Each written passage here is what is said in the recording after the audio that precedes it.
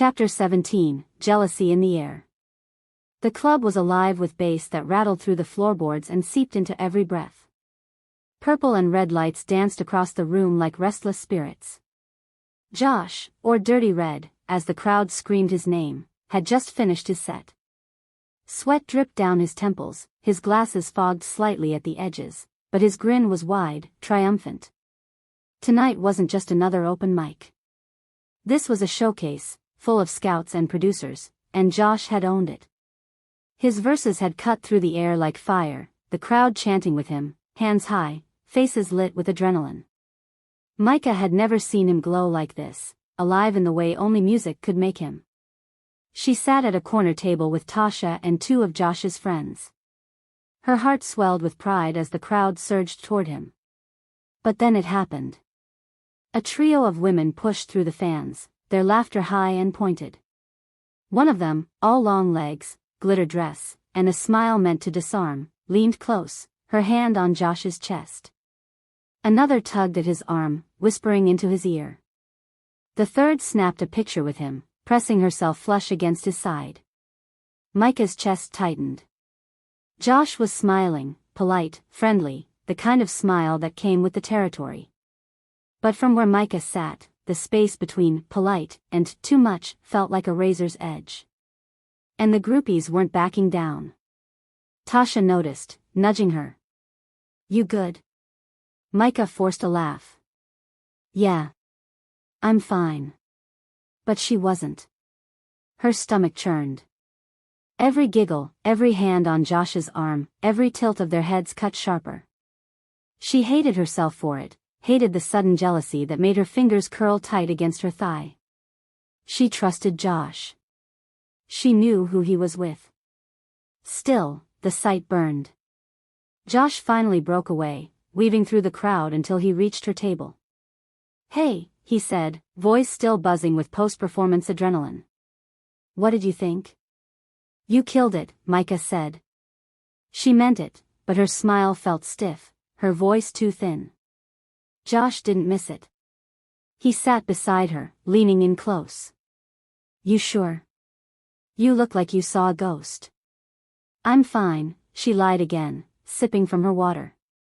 But then the glitter dress woman walked by, deliberately slow, casting Josh one last lingering look. Micah's jaw tightened. Josh followed her gaze, and understanding flickered across his face. "Micah," he reached for her hand. She pulled it back, just slightly, not enough to be obvious but enough that he felt it. "Don't," she whispered. "Not here." They left the club in silence. The city was alive outside, honking taxis, street vendors selling skewers of meat, neon signs flickering above convenience stores. But between them, the air was heavy. Josh shoved his hands in his pockets. "You mad at me?" "I'm not mad," Micah said, staring ahead. I don't know." "You don't know what?" Her words tumbled out faster than she meant them to. "I don't know if I can handle it, girls all over you like that." Smiling, touching, looking at you like, she stopped, biting her lip. "Like you're theirs." Josh stopped walking, forcing her to turn and face him. His eyes, tired, sharp, but soft at the edges, locked onto hers. "Micah. They don't mean anything." "But they could," she shot back, voice trembling. You're talented, and you're about to blow up. What happens when it's not 3 girls in a club, but 30? 300? When you're out there every night, and I'm just... You're not just anything," Josh cut in, voice low but fierce. "You're the reason I even want to do this right. Every bar I spit, every beat I ride, it's for something real. For us." Micah's chest ached. She wanted to believe him, wanted to drown in the conviction in his voice. But the image of those women, so bold and unashamed, clung stubbornly to her mind. "Then prove it," she whispered. Josh blinked. "Prove it? Not just to me. To yourself. Don't let me be the one wondering if I'll get left behind." Later that night, Josh sat alone in the studio. The lights were low, the hum of the equipment steady. He stared at his notebook, lines scrawled and crossed out, searching for words big enough to quiet the storm. He thought of Micah's face in the club, the way her eyes dimmed even as she clapped for him. He thought of Bay's question, "Will you always be around?" And how forever was only real if he made it real. He pressed the pen harder to the page. Verse 1. They can scream my name, but they don't know my soul.